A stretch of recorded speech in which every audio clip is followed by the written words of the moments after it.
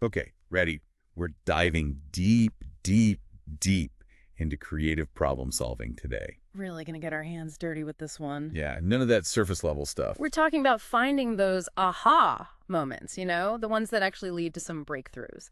And to guide us, we've got Jonne Ceserani's book, Creative Problem Solving, Taking Imagination Through to Action. Great book, by the way.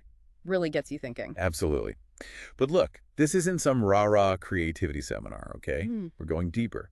This is about understanding why creative problem solving, like really understanding it, is essential in today's world.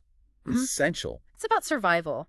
Ceserani really drives that point home, in this crazy, constantly changing world, the ability to creatively solve problems, well, it's not just a nice skill to have. It's a need to have. Exactly. It's like adapt or die. More like innovate or evaporate. Right, exactly. And he gives these great examples like IBM. They were at the top, but they almost completely missed the boat on personal computers. Because they were so focused on their mainframe business, right?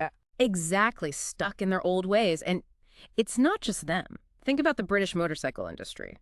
Leaders, once upon a time, but the world innovated and they held on to the past. Didn't end well. Nope. But those are big companies, right? Mm. What about the rest of us? How does this innovate or evaporate thing apply? Yeah, that's what I'm wondering. Simple. If you're not looking for ways to improve, to find creative solutions, no matter what you do, you risk getting left behind. So you're not just avoiding failure, you're actively seeking growth. Yes. You don't need to be Einstein, but you need to cultivate an environment where innovation can flourish. Okay, that makes sense. But how? Where do we even start? It all starts with trust. Ceserani, he's adamant about this. Fear kills creativity. Totally. I've been there, Yeah. You get this great idea, so excited, you bring it up, Yeah. shot down immediately, just deflating. Exactly. That's why a high-trust environment is key. When people feel safe to take risks, to experiment, even to say, what if, and it sounds crazy, that's when the good stuff happens. It's like you're allowed to make mistakes, to learn from them, not get punished for trying something new. Right. And high trust doesn't mean chaos. You need structure, roles, all that. But within that, freedom to explore, be creative. Makes sense. So trust is the foundation. Yeah. But risk, that's part of innovation, isn't it? How do we encourage smart risks without it being reckless? Ceserani uses this analogy, right? Imagine you're making explosives. Okay. Getting a little intense there. Hear me out. Would you just make a huge explosion and hope for the best? Or would you, start small, test, learn, refine as you go? Okay, definitely getting the safety message. I think I see where you're going with this. Exactly. Creative problem solving, it's like that. Right. Experimentation, not gambling. Calculated risks, learning each time, adjusting. Finding that sweet spot, not too sage, not too crazy. Yes, and that leads to Ceserani's 8-step playbook, turning those little sparks of inspiration into actual solutions. Okay, I like it. We've got trust, smart risks, but how does that actually work? Break down this playbook for us. All right. Step 1, and this one seems basic, but it's plan. Every project needs a plan, right? Sure, but this is more than just scheduling a meeting. This is where we use chunking. Chunking, like, Breaking a big problem down smaller, manageable pieces.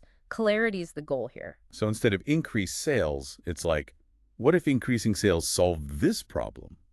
You go deeper. Exactly. Layer by layer until you get to the root. Like a zoom lens, focusing in from all angles. Exactly. And you can chunk up, down whatever's needed, but it makes that problem clear. Super helpful when something seems overwhelming at first. Okay, so we chunked our way to a defined problem. Then what? Define. Step 2. This is where we say the challenge clearly and the ideal outcome. Both. So painting a picture of success, right? Not just the problem, but the solution. Yes. And use vivid language, make it exciting. We're tapping into that energy, the possibility. No corporate jargon then. None. This has got to be alive. Love it. Okay, what's next? Step 3. And this is where it gets fun. It's imagine. Time for those out there ideas. The wild ones. Brainstorming time. But you said there were some different techniques. Sometimes the best ideas, they hit you when you're not thinking about the problem. Oh, totally. Shower thoughts, going for a walk, suddenly, boom, connection. Right. So Ceserani says, recreate that in your meetings. Introduce something totally unrelated. Like what? Watch a funny video, puzzles. Anything. Role-playing, random images, go for a walk together. Anything to shake things up. Get out of that meeting mindset. Sounds like controlled chaos. but I get how it could work. Intentional nonsense, to break free from the usual thinking. So room full of people, maybe a little hyped up from pretending to be, I don't know, pirates and a whiteboard of ideas. Some good, some maybe not. How do you choose? That's step 4, choose. And this is where your gut comes in. Intuition, that curiosity compass. So not the most practical ideas yet, more like following that, interesting feeling. Yeah, that spark, that what if. Even if it sounds crazy, if it makes you curious, dig in. Potential over perfection for now. Exactly. Once you've got those, it's step 5. Ceserani calls it the snowball effect. Remember, gotta handle those early ideas gently. Like snowflakes, right? Yeah. Don't want to crush them before they have a chance. Yeah. This stage uses positive framing to build them up. Instead of what's wrong with this, it's how can this be even better? Or what's missing to make this really sing? Nurturing those ideas along. Yes. And as you keep adding those what ifs, possibilities, the idea gains momentum. Like, picture a snowball rolling downhill. I like that. Okay, so brainstormed, picked our favorites, nurtured them into something real. Now what? Decision time. Step 6, decide. This is where we choose, for real, the path forward based on everything we've learned. And that's where that shared vision, those clear goals from before, that's got to be crucial here. Absolutely. The client, ultimately, it's their call, right? They have the Right. vision, the resources to make it happen. It's their baby. They have to be on board with the direction. Exactly. But you don't just decide and then figure it out. That's step 7. Next steps. Turning ideas into action. You got it. Translating those big ideas into, like, concrete steps. Ceserani's big on SMART goals here. Specific, measurable, achievable, you know the drill. No more vague hopes. We're talking real action. Yes. Accountability, making inspiration into results. Love it. Roadmap from imagination to, boom, execution. We've covered a lot. Why creative problem solving matters. Ceserani's playbook. As we wrap up, what's the big takeaway you want listeners to remember? We all have that innovator inside, that what-if voice.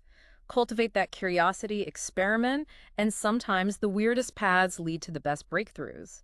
If pretending to be a pirate can spark an amazing idea, think what else we can do when we silence that inner critic and unleash our inner Edison, right? Powerful stuff. Listeners, go out there and create. Embrace those what-ifs moments. Think outside the box, and who knows what you'll come up with. That's it for this deep dive. Keep those creative sparks flying. See you next time.